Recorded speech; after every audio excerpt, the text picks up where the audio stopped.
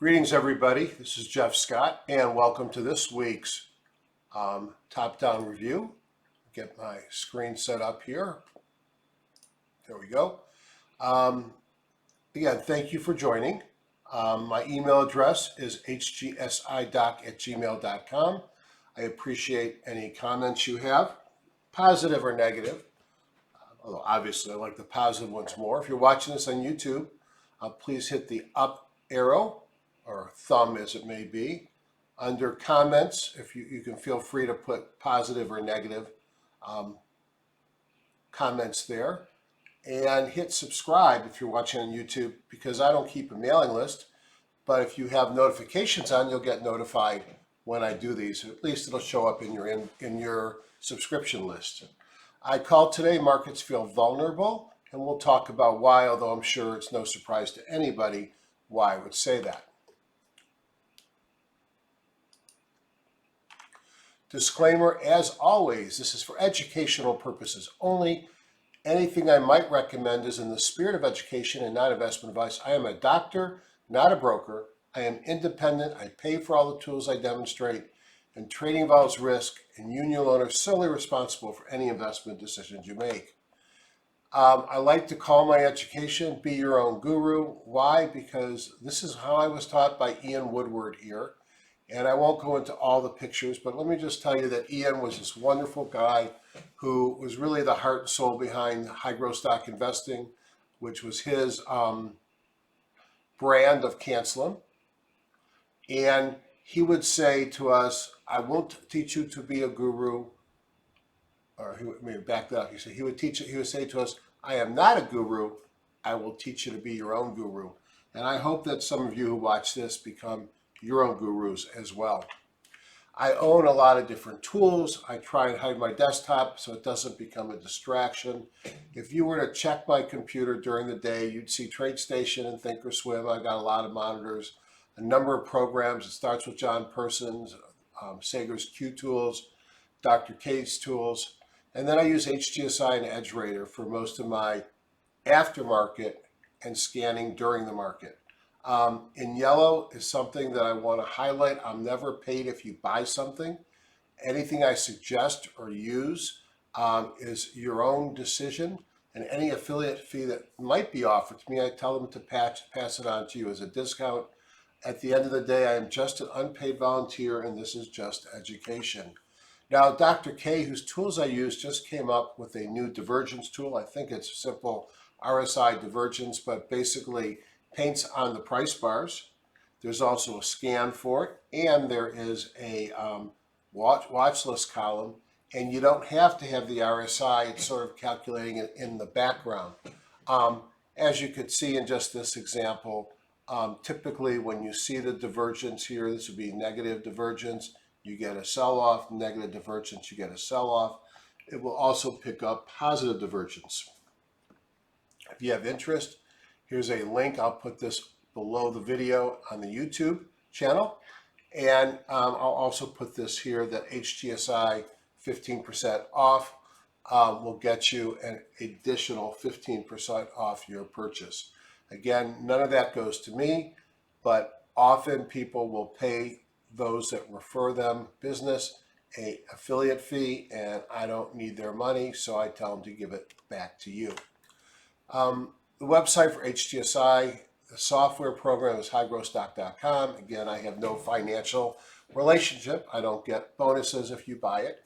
Under here, free 30-day trial, doesn't even ask for a report card. Under investing strategies will be a series of videos by Ron Brown, myself, and others.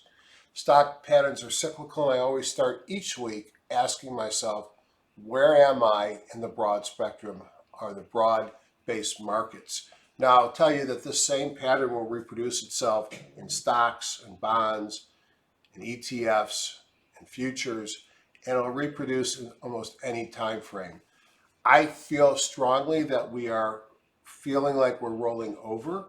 I don't think that we have a bear or a horrible bear in front of us, but a 5, 8, 10% correction after the run-up we've had, and certainly at the time of the season, would not be surprising.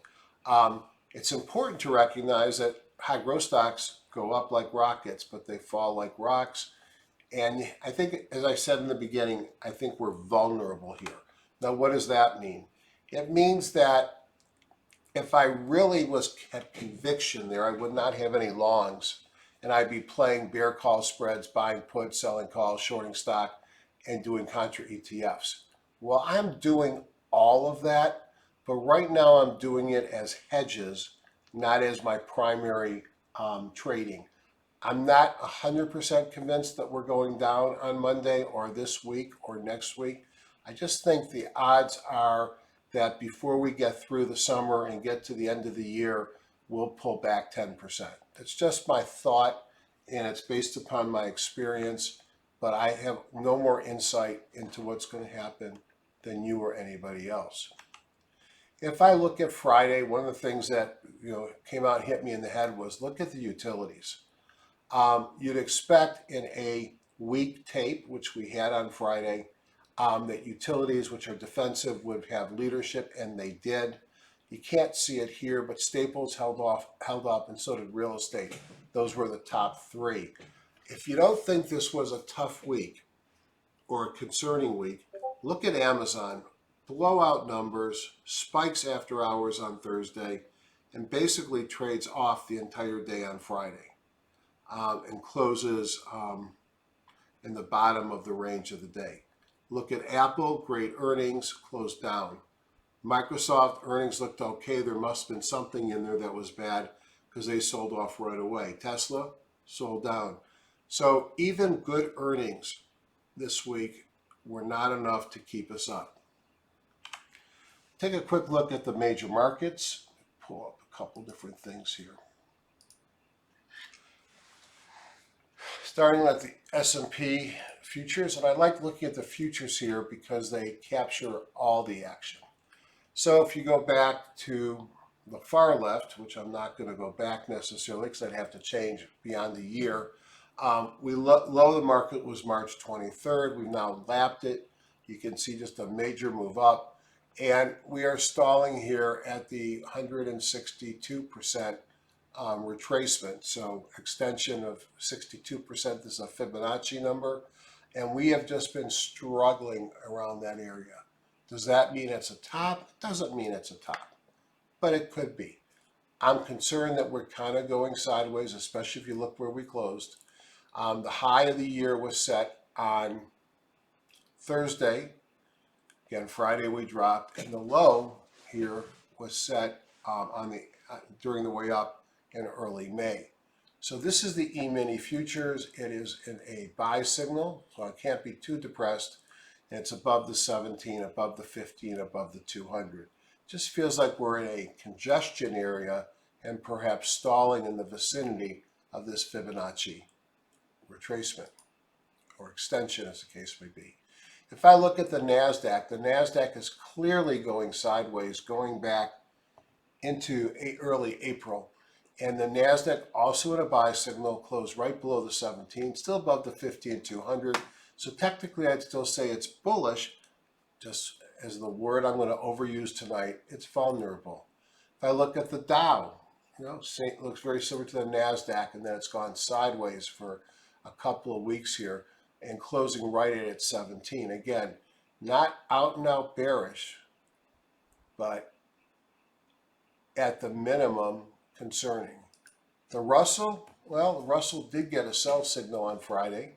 You can see it's nowhere close to its recent highs, but it's still above the 17 and the 50 and the 200-day moving average. So perhaps this could be leading to the downside, or it just could be lagging the others, and maybe if the market pops this week to the upside, this will follow.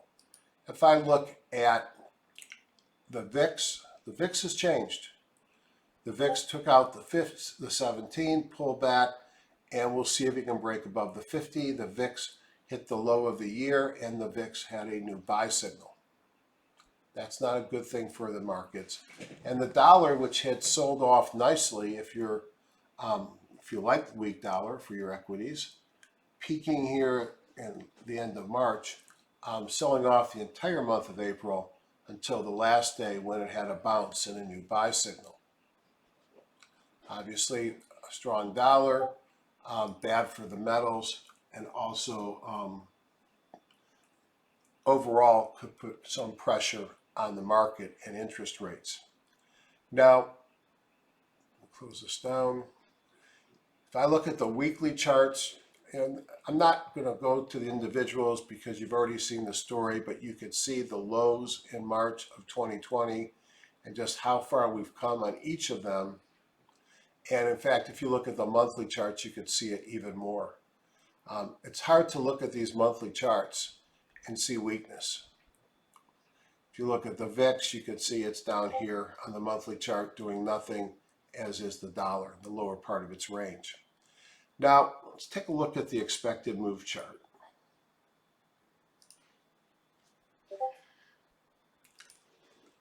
Sometimes Don Kaufman says things like massively unchanged on the week. Well, the markets were kind of massively unchanged on the week. The E-mini, here is the center of its expected move, and you could see it touched that center line every day and finished just above it. So the E-mini's massively unchanged. If you look at the NASDAQ futures, again, they hit the center line every day. Actually had a good day Monday, gave up much of it on Tuesday, and actually deteriorated, closing below that center line on Friday. Dow futures, again, massively unchanged, although it did trend down and closed a little bit below the center line. The Russell, unlike the others, traded up, touched and pegged the top of its expected move and closed at the center. Often the expected move will maintain the move of the market, and you can use this touch of the upper band here as a potential to give you an idea maybe on the Russell to buy some TZA, because suggesting it might drop. If we look at the VIX, it actually pulled down to the bottom, nearly the bottom, set that low and bounced, closing right at where it opened. And the dollar, big rebound on Friday.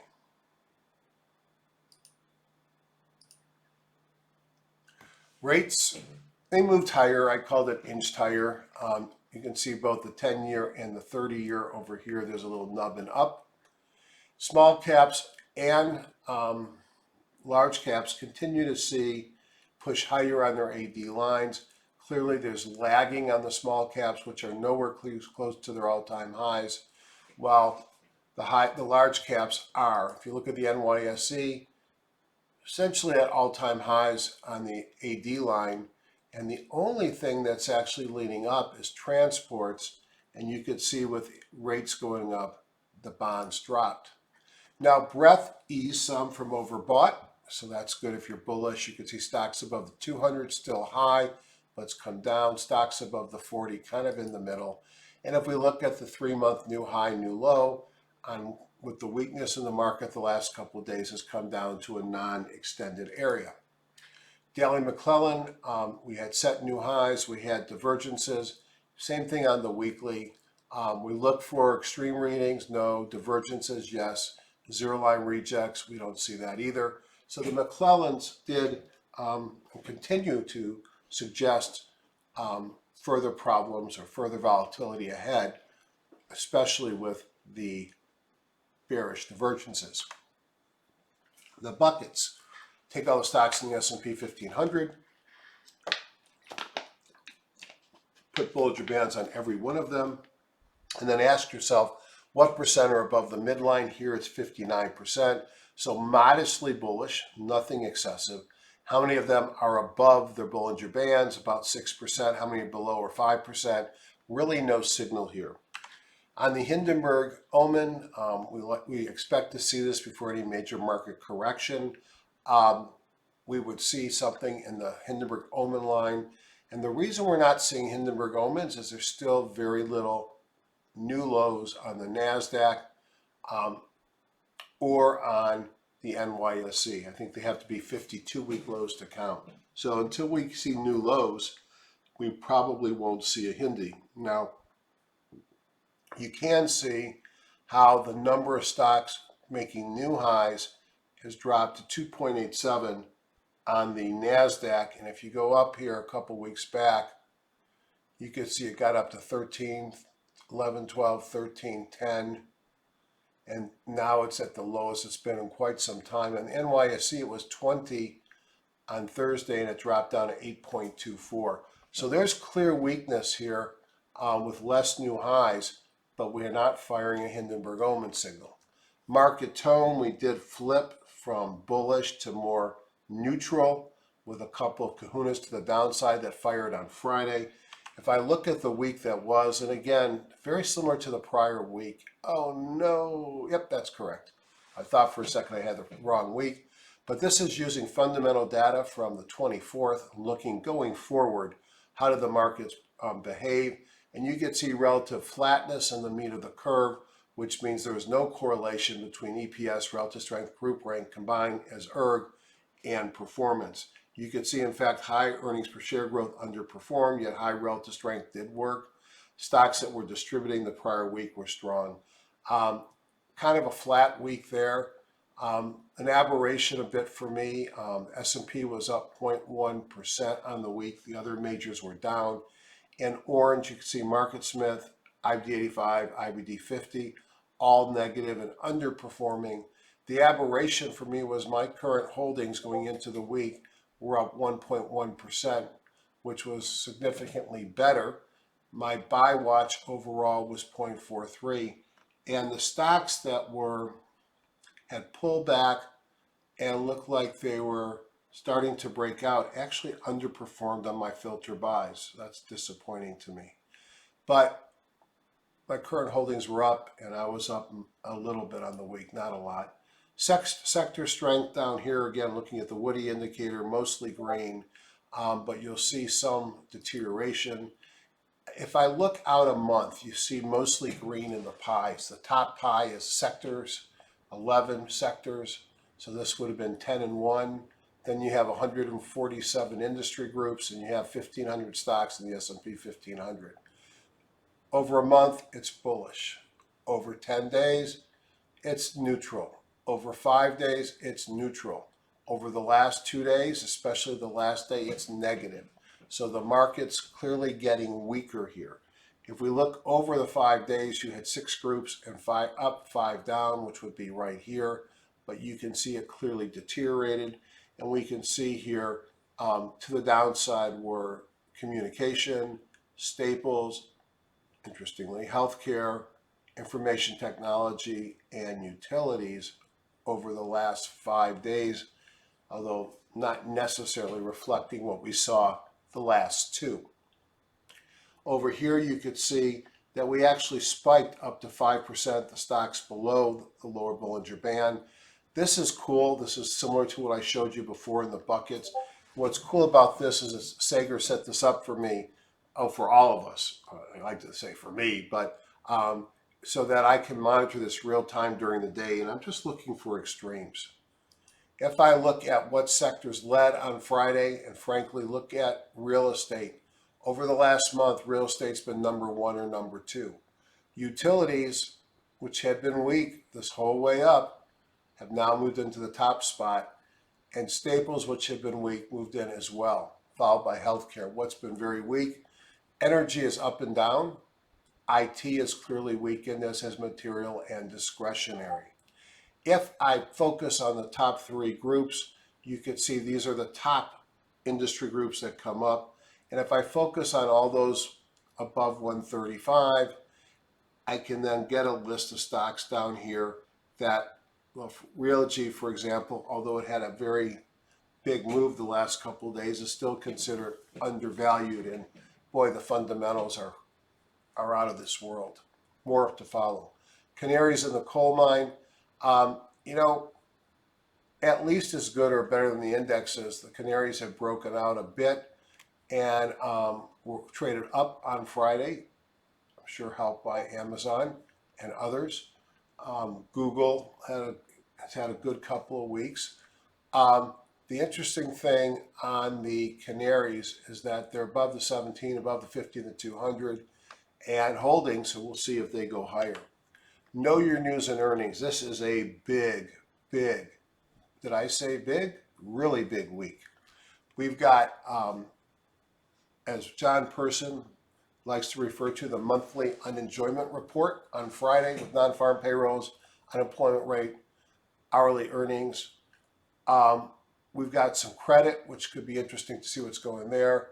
And you could see the rest of the week is not without issues. ADP on Wednesday, PMI final on Wednesday as well. ISM services for April on Wednesday. Initial jobless claims, continuing productivity on Thursday. Busy week. Also a very busy week for earnings. So I always like to spend time on this, and you could stop it and look yourself, because you don't want surprises. And surprises would be two things. One of the stocks you already own has earnings coming up and you didn't know it. And the second thing is buying something and not realizing that the next day they have earnings. Sometimes you do that on purpose. Well, I know I've got Etsy and I got a good position size, so I'm going to have to look at Etsy. It's got earnings on Wednesday after the close. If I still have it by then, I'll have to pay attention. That's DraftKings. I have a position in that as well, or an option position that I think is right now out of the money, so there's not much there. As I wrote here, judgment call to hold stocks over earnings dates. It's bad judgment to not know when your stock's earnings date is scheduled. Do I really sell in May?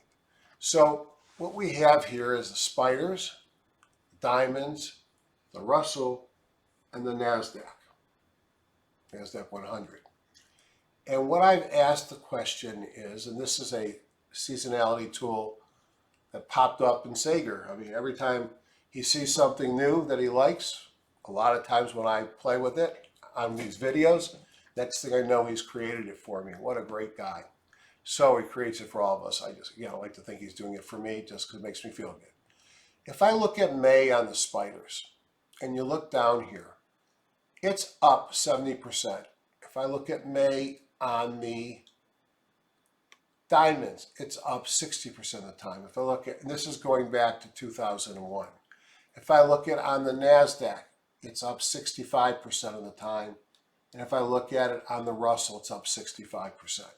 So May, if you look at overall, the performance isn't that bad. Why do we get so nervous about it? I think it says sell in May. It doesn't say sell before May.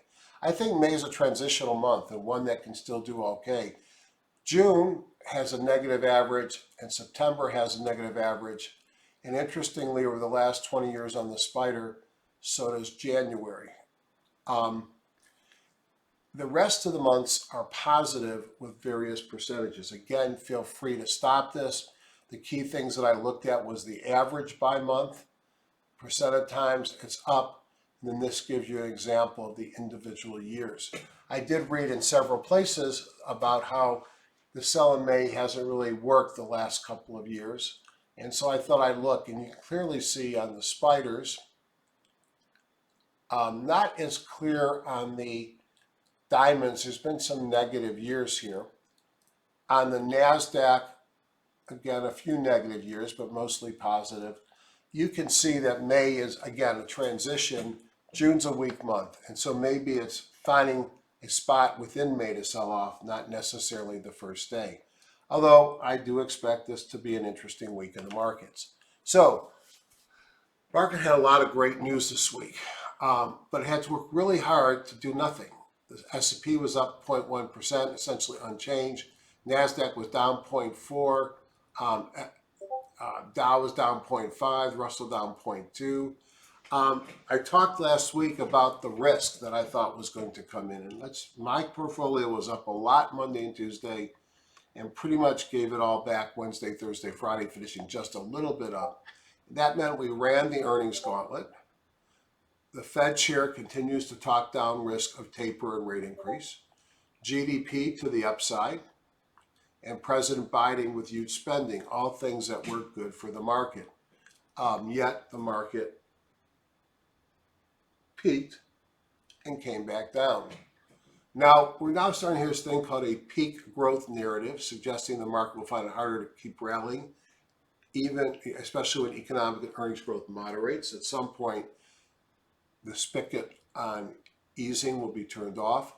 Looking at performance to date, the NASDAQ is lagging. I'm about 50% still up. Not much happened this week. So I'm outperforming, but you could see if the year ended right now, considering how strong last year was, those are not bad numbers. So the market's been resilient despite multiple calls for a top. We're entering a time of year when market participants expect tougher times. That peak growth concept, memory of past taper tantrums, had me less enthusiastic, as even though I'm a perma bull. May be better than expected, but risk is likely increasing to the downside. Now, midweek, I protected my portfolio with hedges.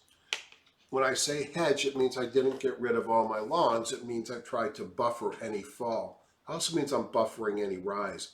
I bought leveraged contra ETF puts on the Dow, puts on the triple Qs, calls on the SPX short, and calls on TZA.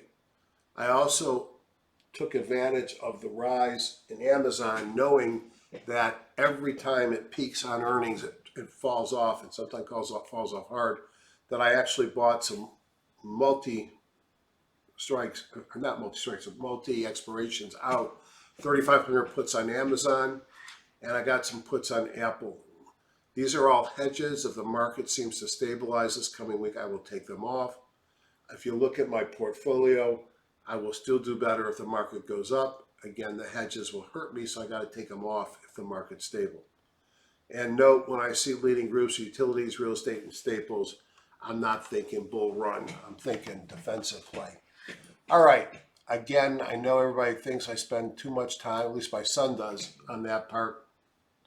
But there's a reason. The market's going to determine your performance this week more than just your proficiency as a stock picker. Let's go look at, very quickly, E-minis.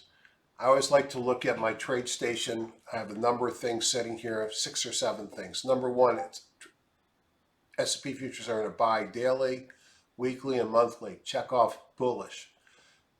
Colors turn to blue on the daily. So that's the Alexander Elder Impulse Indicator, which tells me a little bit of pressure. I could buy, sell, or hold. I can do whatever I want, but I should be less aggressive than a green and less concerned than a red. I looked at where are we in the auto envelope. We're still tracking along the top, which we can do for a long period of time.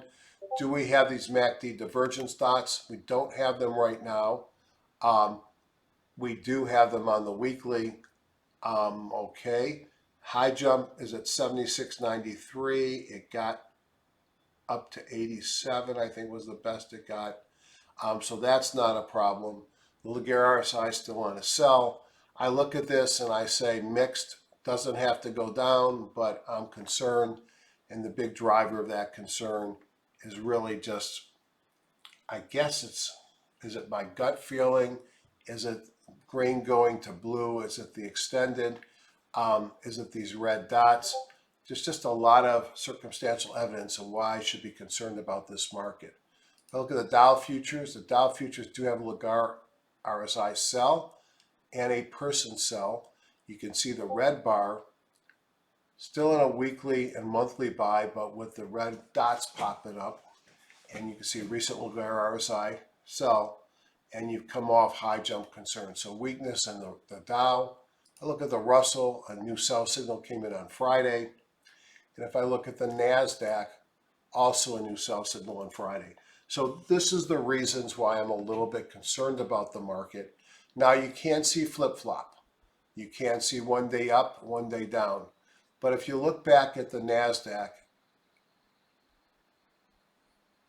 you're not seeing one day moves. And some of these moves have been pretty darn accurate. So we shall see, but I think that there's potentially some weakness. Cash, especially when it's US dollar variety, is a position. and notice the buy signal in the big green bar on the dollar. All right. Now, in HGSI, I like to go to Major Markets Plus. I hit the warehouse view. They'll pop over here. I got them on a top-down view. And what was the strength this week? Utilities, volatility, commodities, natural gas, Bitcoin, dollar, high yield, gas, transports. That's not a high growth stock week. That just shows you that rotation was out of growth stocks, frankly, out of a lot of stocks. If I look down here, the S&P 500, I don't see a whole lot of damage. Again, stalling up here at this 162% retracement off the March 23rd, 2020 lows. Is it broken? No. Can it go higher? Absolutely. I expect at least a pause here, but that's only valid until 9:30 on Monday. If I look at the Dow Jones Industrial Average, similar sideways move already in a pause. If I look at the Russell 2000, a new sell signal in HGSI from John Person, kahuna to the downside, couple of red candle highs here, at least a pause. And if I look at the NASDAQ composite, also a John Person sell signal again. It doesn't look like a massive correction. We haven't sold off hardly at all yet. I'm not trying to scare people. I just think the word vulnerable is a really good word. Inside the NASDAQ, biotech, still hanging on here. It broke above the 50, retested and held. I have an LABU position that I'm going to have on a very short leash. I bought it off the bottoms. It's still positive. I do not want to let it go negative. Semiconductors, Philadelphia semis, pull back into the 50. These have been market leaders, and they're going through a little bit of a softness right now. If I look at IBD 50, probably reflects a lot of our portfolios where it moved up Monday and Tuesday and came back down Wednesday, Thursday, and Friday. If I look at the FANGs, the real FANGs sitting right above the 50, like my Canaries. What else could I look at? If you're feeling bad, think about Kathy Wood's stuff. She's limited to stocks in the industry groups of her ETF. She retook the 50 and lost it on the autonomous tech, on the fintech, the genomic revolution, innovation, Israel innovation, and next generation internet. And here's Bitcoin, which has sold off a little bit as well. So from the indexes, I feel not very bullish. If I look at the dollar, I already showed you that it popped up nicely. Let's see if I can remember where it's at here. You can see the dollar index had a kahuna, pocket pivot, and a mobile breakout and moved up on Friday. The VIX is still hard to see, but it's not hard to see on this.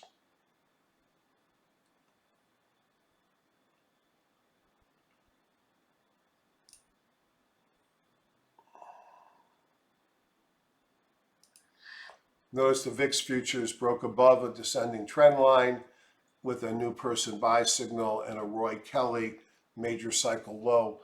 I'm not a big believer yet of the VIX. Tell you a funny story. I got a margin call when I looked at my account on Sunday. I didn't know why. And the reason why was I had like 200 VXX calls, which I got confused because there was a reverse split. It didn't look like they were in the money. And then what happened on Friday, they moved into the money. And so I now own a lot of VXX. I'll own a lot less at 9:31 on Monday, or I may sell some in the pre-market. Whether I sell it all or not will depend on how the market runs. I just don't like to have a big position in something that has a long history of, look at the numbers here, reverse splits, and it just keeps going down. So that's something I want to be long for a big position. I don't mind as a hedge having a lot of VIX or other volatility related ETFs as a hedge, but I don't want to own a bunch. And now my hedge turned into owning, so I'll fix that on Monday. What else would I look at? Dollar, how about gold?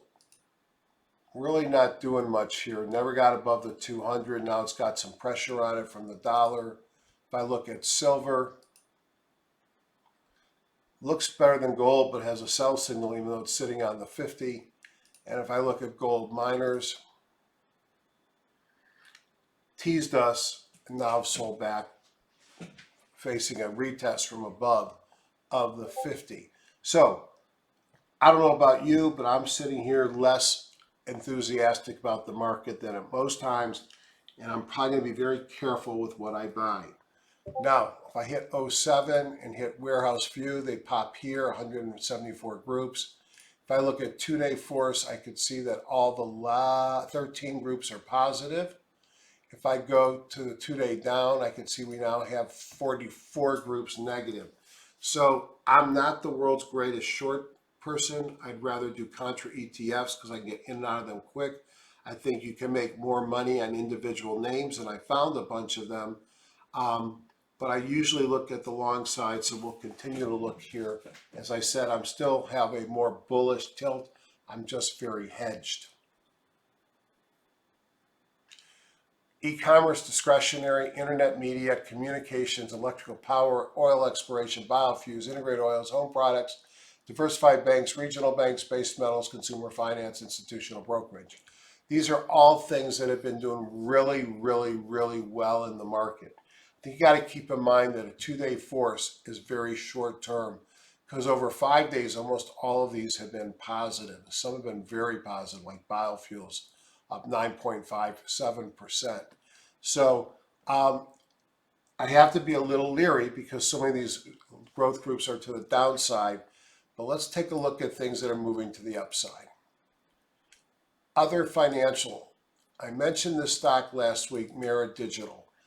If you want to play Bitcoin and you don't want to buy Bitcoin or you don't have a wallet, you can play Mara Digital Holdings, Riot Bitcoin, MicroStrategy, MSTR are all Bitcoin miners and seem to trade along with Bitcoin. If you remember, the Bitcoin chart looked a lot like this.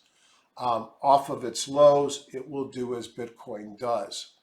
Other than that, they're all negative, so I don't even look at them. They're all below the, not negative, but below the average. REITs were extremely positive this weekend. Now, the good thing about REITs is they pay a dividend. You can see this is one that is kind of loose, but had a big move up on Friday. Regional health properties. I have run into some of the medical REITs during troubling times in the market because they have a nice dividend. They've been pretty stable. Verite is a, what do they do? For American Real Capital, diversified portfolio, retail, restaurant. You can see a big gap up. Probably not going to chase that. Digital Reality Trust, this has been one over the last number of years, has been a nice stock to own. Let's just put on a monthly and see what it's done over a longer period of time. This is what I mean by nice stock to own. Clearly become more loose here.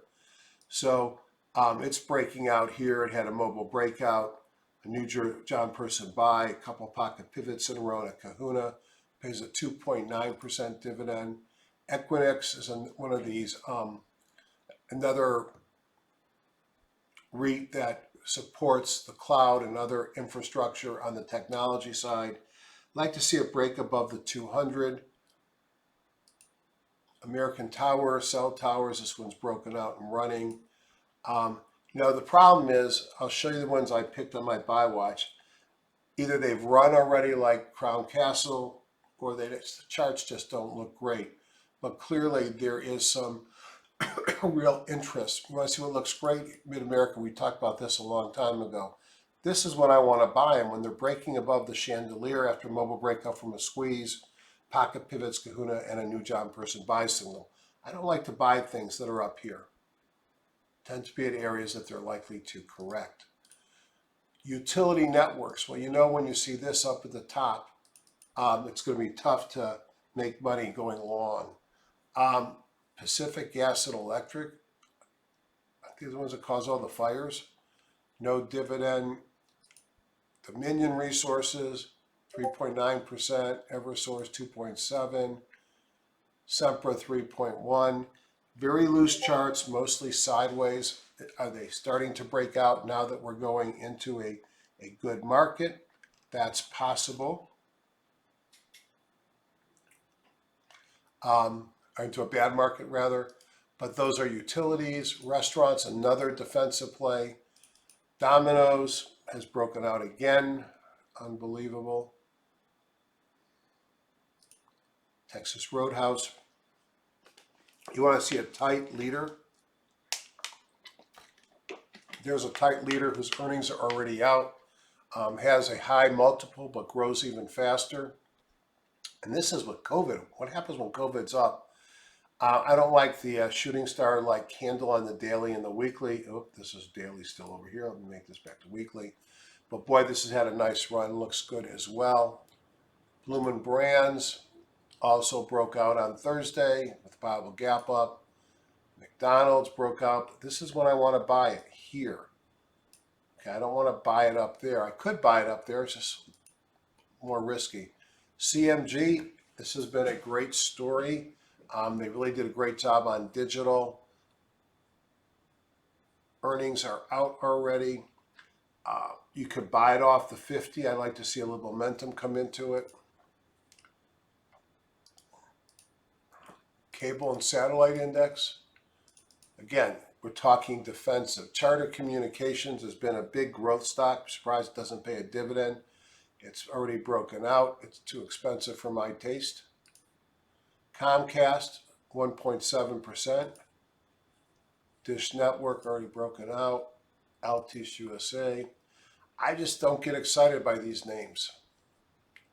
More utilities, integrated utilities. I think I'd like a couple of these. Southern and Duke, big runs up, pull back, breaking out again, pays a 3.9% dividend. Duke, similar pattern, 3.8. AEP, similar pattern, 3.2. They're all a similar pattern. Excel, 2.5. These look interesting, but boring. Entertainment facilities, SeaWorld, not my kind of stock. Doesn't pay a dividend, although with the reopening, people want to go somewhere. Investment management. Here's that Riot blockchain. Again, like Mara, sold off with Bitcoin. If Bitcoin runs, this will run. People are talking Bitcoin to 100,000 this year. By end of year, well, Bitcoin goes to 100,000. This will be at 100 or more. And Alliance Bernstein, asset management, nice, beautiful chart. Good earnings, pays a 6.8% dividend. Would not be wrong to think about this as a place to park your money. Keep in mind, asset managers got hammered over 50% during COVID, so this is dangerous if the market sells off. Wealth managers, again, don't know anything about these. Medley, I don't know if this is a stock under accumulation by the Reddit crowd. I see nothing on this chart to excite me. I don't see anything up here to excite me. Yeah, it's got huge demand. Oppenheimer, a lot like Alliance Bernstein, 2.9% dividend. Gone too far for my taste. Don't know trade well. Generic pharma, this group been out of favor for a long time. I don't know why this made the list, except for the fact in a down day it was up 0.5% and has decent volume. This is Teva, no thank you. Dicerna, not impressed.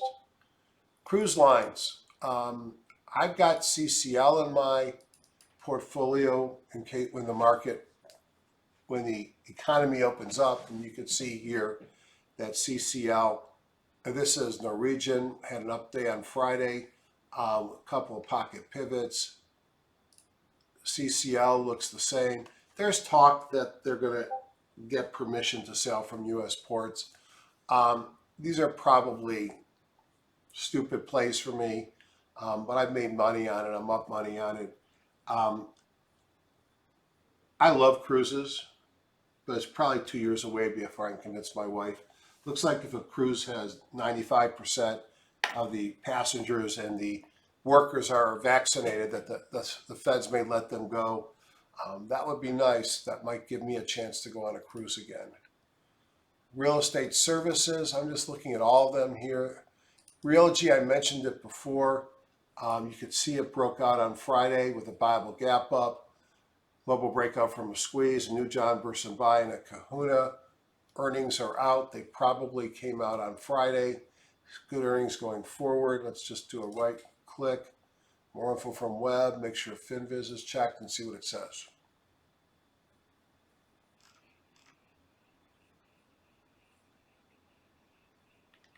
Yep, great earnings. I look at this chart, I could buy this. I mean, if I was into drawing lots of lines, which I usually am,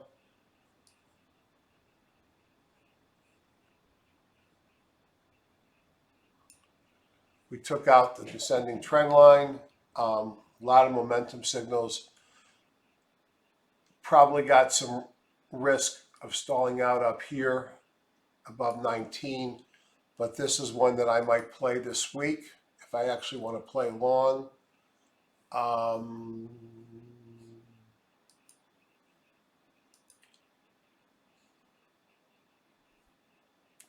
JLL, similar breakout here.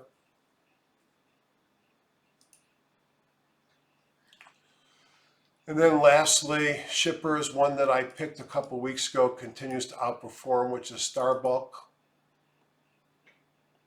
I always get excited by these earnings, but if you think that, and I got my head handed to me on a platter on an earnings disaster, look at Quidel, multiple of 5, growth of 300%, and it keeps getting lower because it keeps missing its numbers. But great earnings. The time to have bought it was back here. It's already gone too far. If the economy picks up, these guys are going to be hopping. Genco's gone too far. Navios.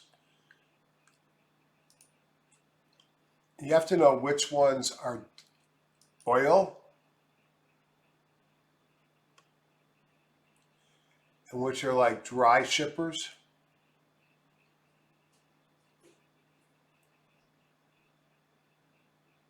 Something like Frontline doesn't look that great, where Starbuck, others did. So that was my top-down review. I am cautious on the market. I think we should all be careful.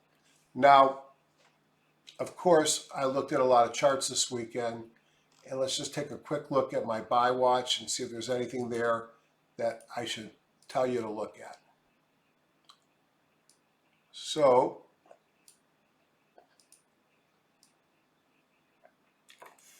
48 stocks here. Let me see if there's more. Nope, 48. All right, good. So if we're looking by industry group, airlines, I thought that Southwest looked interesting here. If you don't have an airline, I've already got some JetBlue. I may switch it into Southwest. Pulling into its 50 with a buy signal, mobile breakup from a squeeze, pocket pivot. And, if we get a resurgence in domestic travel, even if international travel takes a hit, Southwest should do better than some of the others. NEO, not sure I'm advocating buying it here. I just want to show you it's pulled down to support at the 200 and it's bouncing. I would wait till it breaks above the 50, but it's on a watch list. Tesla, similar story.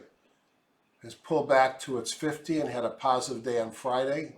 Mobile breakout from a squeeze, pocket pivot, and a kahuna. So I think this one is interesting, potentially. A couple of the regional banks have pulled back, sitting at the 50. This is Hilltop Holdings. I also like Texas Capital Bank shares. Again, break above its chandelier stop.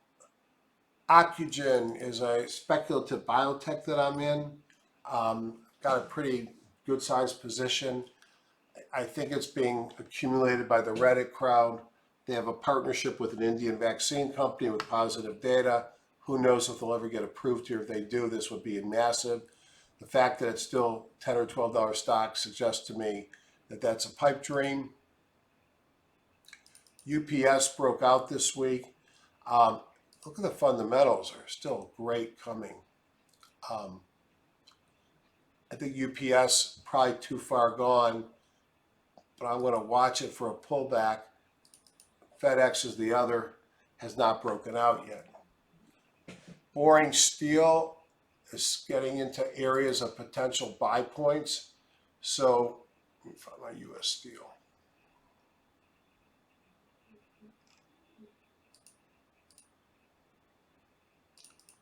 So you might look at US steel, which is pulled down to the 50.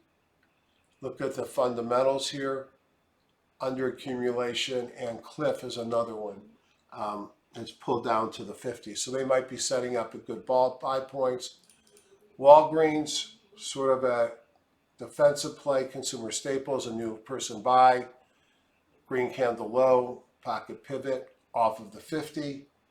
And talk about this a at-risk market. Colgate Palmolive made my list. Why? 2 kahunas in a row, 2 pocket pivots in a row, new John person buy, settle in a squeeze, and broke out on Friday. Has not gone too far, pays a 2.2% dividend. So there are some things out there that I liked. I'm not going to tell you that I really want to spend a lot of money and go on a lot of new longs this week, because I don't. Here's Redfin in the same group as Realogy. This might be an easier buy because it hasn't broken out yet. But Realogy probably better. And then the other one, not this one, this guy right here. This may be my favorite chart of the weekend. One Main Holdings Inc. Specialty Finance pays a 12% dividend, massive earnings per share growth, which is important because a 12% dividend on a $50 stock is $6. Trades at a small PE, which many of these stocks trade at. Big run up, sideways move, Bible gap up, mobile breakout for a squeeze, in a person buy, pocket pivot and kahuna. I'd probably set my stop no less than the low of the day on Friday, set my buy stop above the high. That one looks interesting. I would not buy options on this because partly why I'm buying it is a 12.4%. Other thing that's on here, I think I put it on for those of you that want to find a place to earn a little interest in an area or time of year where the market is horrible. First thing is AT&T spiked at less than 40 and did fall all in about $13, so 30% during March of 2000. That's less than a lot of other things when the market sold off. It's already starting to run. I first talked about buying AT&T back in the fourth quarter when I bought a fair amount. The thing about AT&T is it's not going anywhere, and it pays, now that it's moved up, the dividend's gone down, it pays a 6.6% dividend. So let me just sum up my feelings with one word that I've used multiple times already: vulnerable. Do I think the market will be higher than it is today in 7 months, or almost 8 months at the end of the year? Yeah, I think it'll be higher. Do I think we could see a 5 to 10% correction between now and then? Absolutely. I suspect we peak, either we peaked or we peak sometime in the month of May, and then we'll have some, at best, sideways correction or pullback going into the summer.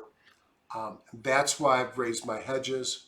I hope you get my sense here. I am not throwing in the towel. I'm not saying it's over. I'm not saying you got to go 100% cash. Maybe you should. I'm saying that the risk is a lot higher now than it's been in months, and that we're vulnerable here. And I think it's prudent to reduce your margin.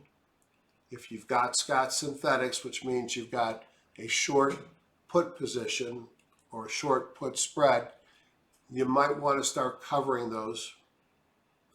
And if you open new positions, I am not selling puts to pay for my calls, because that becomes a very risky proposition in a tough market. Trade safe. See you next week. And if you're interested in the divergence indicator, look below in the YouTube area or in my note I send out. I like it. I'm using it just to show you, example, how I use it is in my market watch. It's hard to see, but there's a column here that will tell me if I'm having a divergence. I can scan for divergence, and let me do that very quickly. I'm looking at all stocks that have weeklies. Let's scan it. And you can see here a number of stocks that have divergence. And then I look over here and I see they're all shorts. I own Mosaic, so I'm going to look at the chart. And if I go down to my chart, this is the higher highs here. And if I opened up an RSI, the RSI would go the opposite, and hence it's firing a divergence signal. Notice it's continued to go up, so it raises my concern, but I'm not necessarily going to dump it yet. But I'm going to watch it closer. So I like divergences. I like this adoption. Again, you get a scanner, you get a column, you get a charting indicator, and because Dr. K is being generous to my followers, he's giving you an extra 15% off. Have a great week, be safe, and we'll see you next time. Thank you.